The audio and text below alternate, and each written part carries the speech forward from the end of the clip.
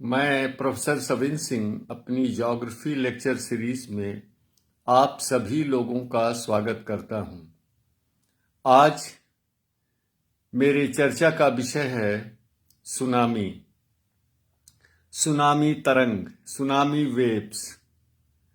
26 दिसंबर 2004 के पहले भारत में, अपने देश में सुनामी शब्द से अधिकांश लोग परिचित नहीं थे।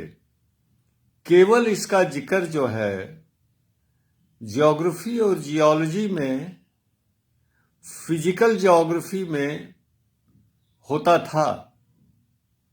वो भी ज्योग्राफी के भी तकरीबन 50-60% से ज़्यादा लोग सुनामी से परिचित नहीं थे।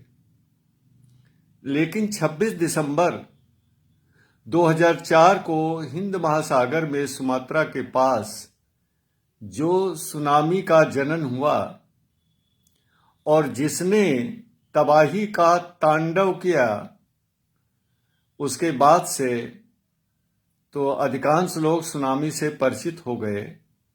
उसी तरह से जैसे आज भी ज्योग्राफी के अधिकांश विद्यार्थी और अध्यापक यही जानते हैं कि आर्कटिक क्षेत्र में इनूट्स और एस्कीमो बर्फ के इग्लू घर में रहते हैं, लेकिन ये सत्य अब नहीं है।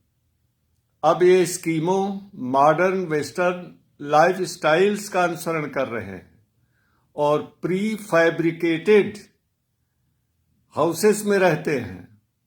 सब नजरिया बदल गया है। अब स्लेज, कुत्ते से खींची जाने वाली स्लेज उतनी कारगर नहीं है। अब वहां भी ऑटोमोबाइल्स आ गए हैं, जिसको पावर स्कूटर कहते हैं, स्नो स्कूटर। खैर, मैं सुनामी के विषय में आप सब लोग ज्यादातर जानते हो। मैं इसके केवल दो पक्षों पर अपना ध्यान केंद्रित करूंगा। एक तो सुनामी की क्या सामान्य विशेषताएं हैं और इसकी उत्पत्ति होती कैसे है। तो देखिए, सुनामी समुद्र में उत्पन्न होने वाली एक लहर है और इसका जनन जो है कई कारणों के द्वारा होता है, जिसमें सर्वप्रमुख है डीप सी अर्थक्वेक्स।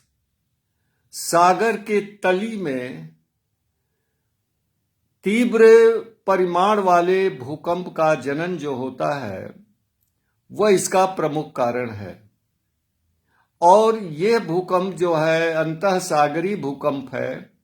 वो 7.5 मैग्नीट्यूड से जब अधिक होता है तो उसे कहते हैं सुनामी जनिक अर्थक्वेक, यानी सुनामी उत्पन्न करने वाला भूकंप।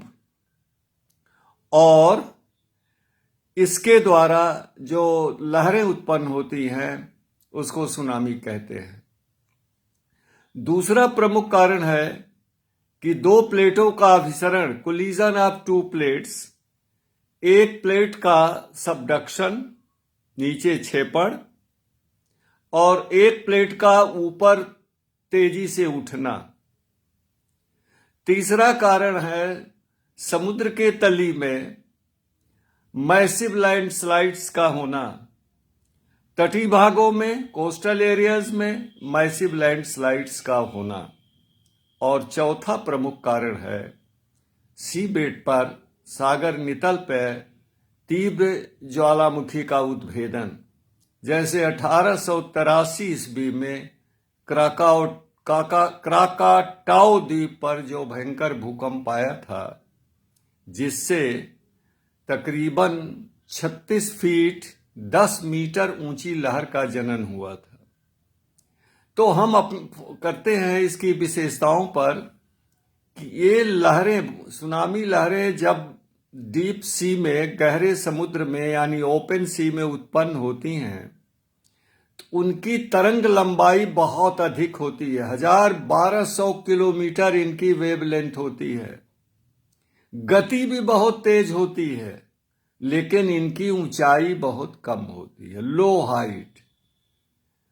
High speed long wavelength but very low wave height. यही कारण है कि गहरे समुद्री क्षेत्रों में जो बड़े बड़े शिप या जलयान चलते हैं उनको सुनामी का आभास नहीं हो पाता है, क्योंकि ऊंचाई कम होने के कारण इनको पता नहीं चल पाता है, वो प्रभावित नहीं होते हैं।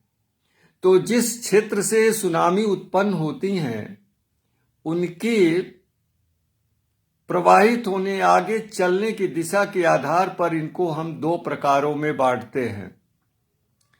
एक तो है डिस्टेंट सुनामी और एक होती है लोकल सुनामी।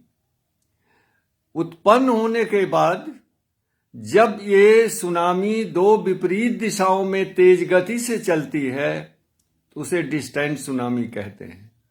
और यही सुनामी जब तटीय क्षेत्र पर पहुंचती है, जहां पर उसकी स्पीड तो कम होती है लेकिन वेव हाइट, तरंग की ऊंचाई बहुत अधिक हो जाती है, उसको हम लोकल सुनामी कहते हैं, स्थानीय सुनामी कहते हैं। और जो तटीय क्षेत्रों में विनाश, डिस्ट्रक्शन होता है, धन जन की क्षति होती है, वो इसी लोकल सुनामी के वजह से होता है। दूसरी बात ये समझ लें कि जिस जगह पर सुनामी उत्पन्न होती है तो चारों तरफ की तरफ नहीं चलती है, बल्कि दो विपरीत दिशाओं में चलती है, in two opposite direction. Either they travel east and west और they travel north and south. अब हम आपको सुनामी के इन विशेषताओं की व्याख्या जो है 26 दिसंबर 2004 को आई हिंद महासागर के सुनामी के आधार पर करते हैं। 4 दिसंबर को सुमात्रा के पास जो 24 किलोमीटर लंबी, 2400 किलोमीटर लंबी फॉल्ट लाइन है, उसका दक्षिणी आधा हिस्सा यानी 1200 किलोमीटर की लंबाई वाला हिस्सा एक्टिवेट हो गया, सक्रिय हो गया। क्यों सक्रिय हुआ? क्योंकि इंडियन प्लेट का बर्मा प्लेट के नीचे सबडक्शन, क्षेपण प्रारंभ हो गया, जिस कारण इंडियन प्लेट का 10-12 मीटर हिस्सा नीचे चला गया, बर्मा प्लेट के नीचे। नतीजा क्या हुआ? The Burmese plate was upthrust due to subduction of Indian plate below Burmese plate. तो ये बर्मा का प्लेट जो है वो 10-12 मीटर ऊपर उठ गया। नतीजा क्या हुआ कि समुद्र का जल भी 10 से 12 मीटर ऊपर उठ गया, और वहां जो ये भूकंप आया था सबडक्शन के कारण, वो 9.3 मैग्नीट्यूड का था रिक्टर मापक पर। नतीजा क्या हुआ? चूंकि ये फॉल्ट लाइन जो थी उत्तर पश्चिम दक्षिण पूर्व दिशा में थी, इसलिए जो सुनामी उत्पन्न हुई उसके आगे बढ़ने की दिशा पश्चिम और पूर्व की ओर हो गई। नतीजा क्या हुआ? इंडोनेशिया, जावा, सुमात्रा के किनारों पर पूर्व दिशा वाली सुनामी पहुंची जहां विनाश किया, और भारत और श्रीलंका की तरफ ये पश्चिम दिशा वाली सुनामी पहुंची, जिस कारण भारत के पूर्वी तट पर विनाश बड़ी पैमाने पर घटित हुआ।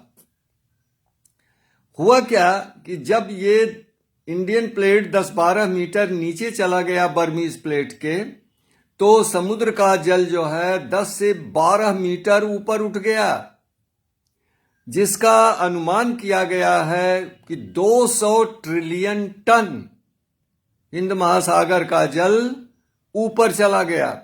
जब ऊपर इतना उठ गया, एक माउंट बन गया, तो वहां से सुनामी लहरें उत्पन्न हो गईं, जो भारतीय भारत के पूर्वी तट के पास आते आते, क्योंकि जब जल की गहराई, समुद्री जल की गहराई कम होती जाती है तो सुनामी की गति कम होती है, लेकिन उसकी ऊंचाई बढ़ती जाती है। और ये सुनामी की ऊंचाई ही है जो तटीय क्षेत्रों में तबाही मचाती है। गहरे समुद्री भागों में सुनामी की गति तेज होती है लेकिन ऊंचाई कम होती है, लेकिन छिछले समुद्री भाग में इसकी ऊंचाई बहुत अधिक होती है लेकिन गति बहुत कम होती है। तो नतीजा क्या हुआ कि ये 9.3 मैग्नीट्यूड समुद्र की तली में उत्पन्न भूकंप के कारण जो सुनामी उत्पन्न हुई वो भारत के पूर्वी तट पर, खास के तमिलनाडु तट पर भारी तबाही इसने मचाया। और नागापट्टिनम, जहां कोई भी यहां पर आवरण नहीं है वनस्पतियों का, सबसे अधिक तबाही हुई तमिलनाडु में। और इसी तरह की एक विनाशक सुनामी 2011 मार्च में जापान के पूर्वी भाग में उत्पन्न हुई, जहां पर दो समुद्री प्लेट के अभिसरण और क्षेपण के कारण जो भूकंप उत्पन्न हुआ था समुद्र की तली में, वह था 8.9 मैग्नीट्यूड का, 8.9 मैग्नीट्यूड का, जिसके कारण वहां पर इतनी तेज तीव्रगामी सुनामी उत्पन्न हुई थी सेंडाई के पास, जो जापान के पूर्वी तट पर करीब 10 से 12 हजार लोगों का जान जिसने ले लिया। और फुकुशिमा में जो स्थित न्यूक्लियर प्लांट थे, सब के सब ब्लास्ट कर गए, जहां न्यूक्लियर के रिसाव की बहुत बड़ी घटना होते होते बची थी। तो अब ये सवाल उठता है कि हिंद महासागर के सुनामी से तमिलनाडु तट पर तो भयंकर तबाही मची, लेकिन मालदीव पर तबाही नहीं हुई, उड़ीसा में उतनी तबाही नहीं हुई, पश्चिम बंगाल में उतनी तबाही नहीं हुई। क्यों? तो देखिए, सुनामी की गति को अवरुद्ध करने वाले कुछ फ्रंट लाइन नेचुरल बैरियर्स होते हैं, जिनमें आता है मैंग्रोव फॉरेस्ट, जिसमें आता है कोरल्स। ये कैसे बचाव करते हैं? जब सुनामी की तीव्र लहरें आती हैं तो ये वेव करते हैं और उनकी गति को कम कर देते हैं। यही कारण है कि उड़ीसा के तट पर भीतरकनिका में मैंग्रोव और पश्चिम बंगाल में सुंदरबन के मैंग्रोव ने सुनामी, हिंद महासागर की सुनामी की गति को कम कर दिया था। जबकि तमिलनाडु में पिछावरम में मैनग्रोव है जहां तबाही नहीं हुई, लेकिन नागापट्टिनम में हुई। मालदीव के चारों तरफ कोरल रीफ है, जिसने सुनामी की गति को मंद कर दिया, जिस कारण वहां पर बहुत कम लोगों की मृत्यु हुई। तो ये सुनामी के उत्पत्ति, उसकी विशेषताओं के संदर्भ में मेरी एक छोटी व्याख्या है। नमस्कार।